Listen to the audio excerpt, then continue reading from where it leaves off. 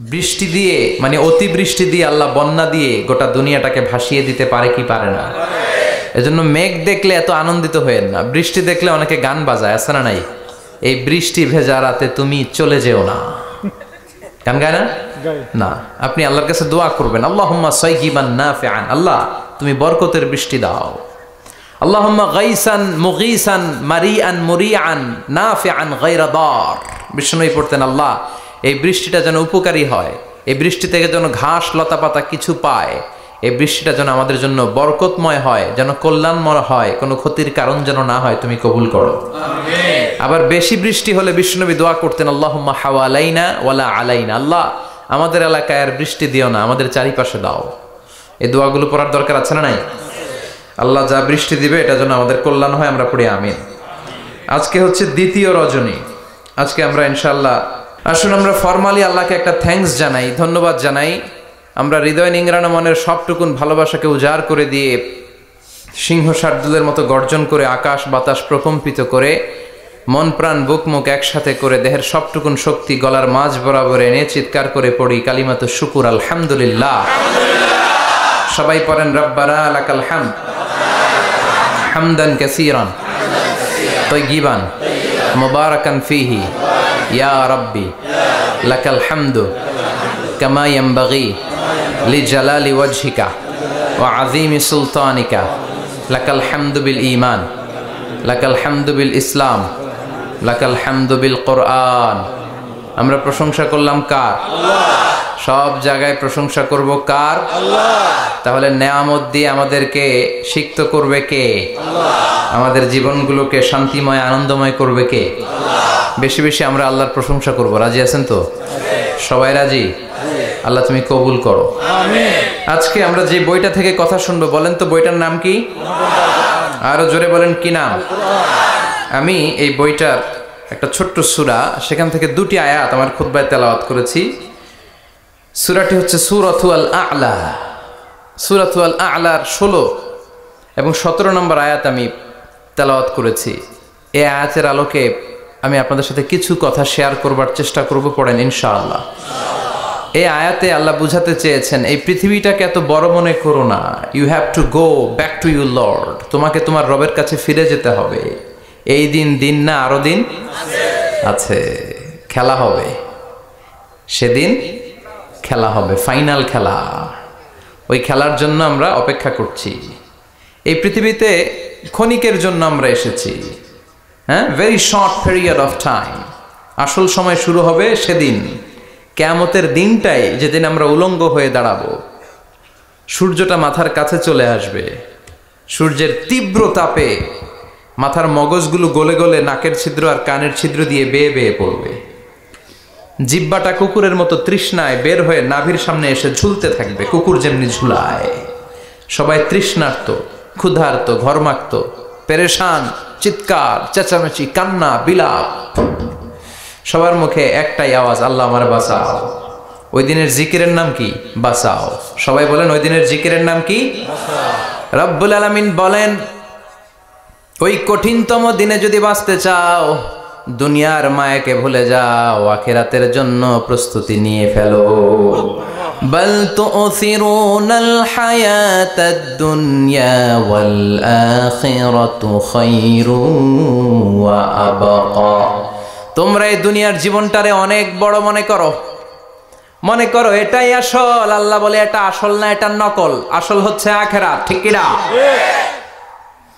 এই দুনিয়ার জীবন হলো অস্থায়ী, আখিরাতের জীবন হলো চিরস্থায়ী জীবন। এই দুনিয়ার জীবনটা উত্তম নয়, আখিরাতের জীবনটা উত্তম। কার কথা? আল্লাহর কথা। বাল তুসিরুনাল হায়াতাদ দুনিয়া, তোমরা এই দুনিয়ার জীবনকে বড় মনে করো, দুনিয়া দুনিয়া করো। তোমরা আব্দুল্লাহ না হয়ে আব্দুদ দুনিয়া হয়েছ, আল্লাহর দাস হও নাই, দুনিয়ার দাস হয়েছ। তোমরা দুনিয়া দুনিয়া করো, দুনিয়াটা ক্ষণস্থায়ী, চিরস্থায়ী হচ্ছে আখিরাত। কার কথা? এজন্য আল্লাহ বললেন, ওয়ালাল আখিরাতু খায়রুল লাকা মিনাল উলা। ও নবী, দুনিয়া নয়, আখিরাত আপনার জন্য উত্তম। সুবহানাল্লাহ। আখিরাত এটা সেরা, এটা স্থায়ী, এটা উত্তম, দুনিয়াটা নয়।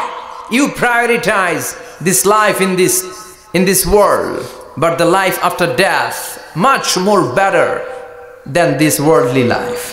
এই দুনিয়াকে তুমি বড় মনে করো, দুনিয়াটাই সব মনে করো, দুনিয়াটাই সব নয়, আরো বড় জগৎ আছে না নাই? এই দুনিয়াটা আসলে একটা মোহ। এটা কি? একটা খেলার মধ্যে আমরা পড়ে আছি, মোহাচ্ছন্ন, লোভাতুর হয়ে আছি। চাকচিক্যময় দুনিয়া দেখে এর পরীক্ষার ভেতরে পড়ে আখেরাতকে আমরা ভুলিয়ে গিয়েছি। আর আল্লাহ বলেছেন দুনিয়া নয়, শ্রেষ্ঠ হলো আখেরাত। ওই আখেরাতের জন্য তোমরা সামান জোগাড় করো। চিল্লায় বলেন ঠিক কিনা? আবার আল্লাহ বললেন এই দুনিয়ার জীবনটা হলো মাতাউল গুরুর, ওয়া মাল হায়াতুদ দুনিয়া ইল্লা মাতাউল গুরুর। দুনিয়ার জীবনটা হলো সাময়িক ভোগের সামগ্রী, সাময়িক ভোগের বিষয়। আজ আছে কাল নাই, হাতের ময়লা, ঝেড়ে দিলে সব শেষ। ঠিক কিনা? আবার আল্লাহ বললেন এই দুনিয়ার জীবন হলো লাইবুন ওয়া লাহবুন, ওয়া মাল হায়াতুদ দুনিয়া ইল্লা লাইবুন ওয়া লাহবুন। দুনিয়ার জীবন হলো খেল তামাশা, মরলে সব শেষ হয়ে যাবে। চিল্লায় বলেন ঠিক কিনা? ওরে এভবের রঙ্গ হবে যে ভঙ্গ, সবই সাধেরই অঙ্গ তোমার মাটিতে মিলাবে, জন্মিলে মরিতে হবে। ঠিক কিনা? মাটিতে মিলিয়ে যাবে, কিচ্ছু থাকবে না, লাশ হয়ে যাবে, খুঁজেও পাওয়া যাবে না। আবার আল্লাহ বললেন এই দুনিয়ার দৃষ্টান্ত হলো কামা ইন আনজালনাহু মিনাস সামা।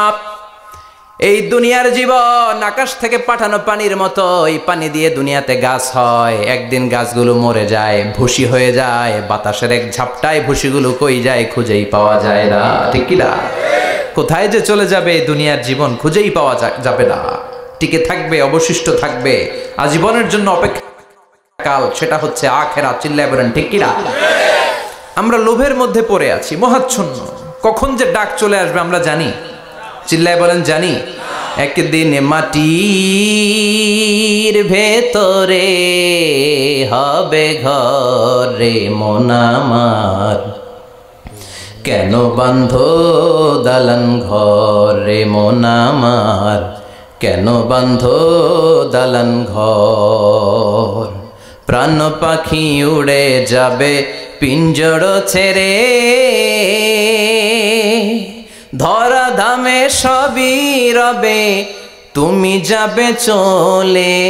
বন্ধু বান্ধব যত, মাতা পিতা দ্বারা সুত, সবই হবে তোমার পরে মন আমার, কেন বান্ধ দালান ঘর।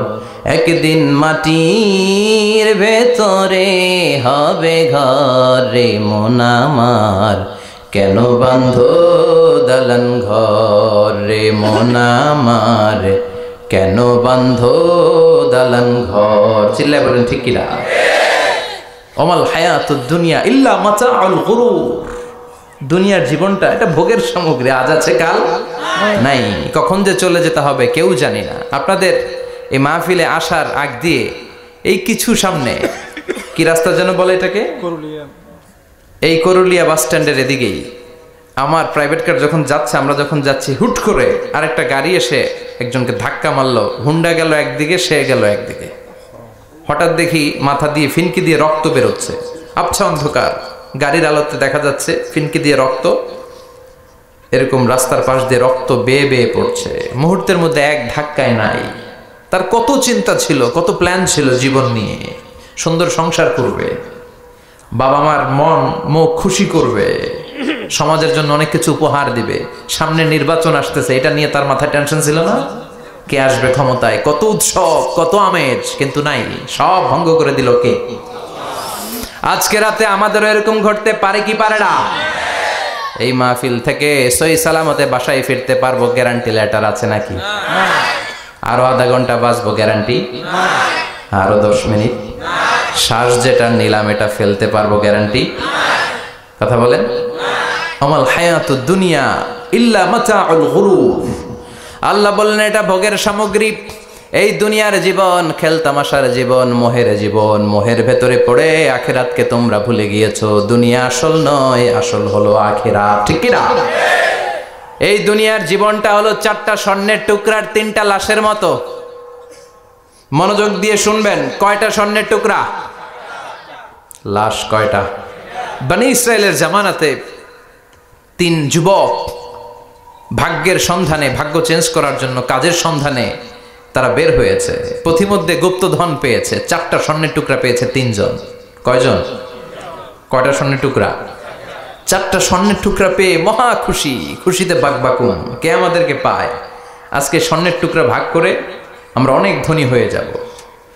এক বন্ধু বলল, পেটে অনেক ক্ষুধা লেগেছে, আগে বাজার থেকে খাবার নিয়ে আয়, তারপরে 3 জন বন্ধু মিলে 4টা স্বর্ণের টুকরা ভাগ করে নিয়ে যাব। এক বন্ধুকে বাজার থেকে রুটি কিনে আনানোর জন্য পাঠিয়েছে। বাকি 2 বন্ধু এবার বসে বসে পরামর্শ করে, ওইটারে যদি মেরে ফেলতে পারি ভাগ বটোয়ারার দরকার নাই, তুই নিবি 2টা, আমি নিব 2টা। সহজ হয়ে গেল না? ও নিবে 2টা, এ নিবে 2টা, আর ওইটার মেরে ফেলবো। যেটা রুটি আনতে গেছে ওটা মনে মনে ভাবে, রুটিতে যদি বিষ মিশাতে পারি। কি মিশাতে পারি? আর ওই 2টারে যদি খাওয়াইতে পারি তাহলে সব আমার, গোটা দুনিয়া আমার, দুনিয়াকে মজা লেলো, দুনিয়া তোমারই হ্যাঁ। যেই চিন্তা ওই কাজ। রুটির মধ্যে বিষ মেখে এনে বন্ধুদের কাছে দিয়েছে। 2 বন্ধু মিলে ওইটারে ঘুষান শুরু করছে। ঘুষাইতে ঘুষাইতে শেষ, একটা শেষ, উইকেট একটা পড়ছে। কয়টা? একটা। আর আছে উইকেট কয়টা? ওই 2 উইকেট। কয় ক্ষুধা লাগছে এটারে মারতে, অনেক কষ্ট হয়েছে, আগে খায়া লই। আগে কি করি? ওই 2টা মিলে বিষ মাখানো রুটি খেতে শুরু করেছে। বিষ খাওয়ার পর ওই 2 উইকেটও শেষ, কেউ নাই, 3টাই লাশ হয়ে পড়ে আছে, 4টা স্বর্ণের টুকরা পাশে পড়ে আছে। এটাই হলো দুনিয়ার জীবন। চিল্লায় বলেন ঠিক কিনা? এজন্য আল্লাহ বললেন, গোলাম থাকতে আসো নাই, চলে যাবা।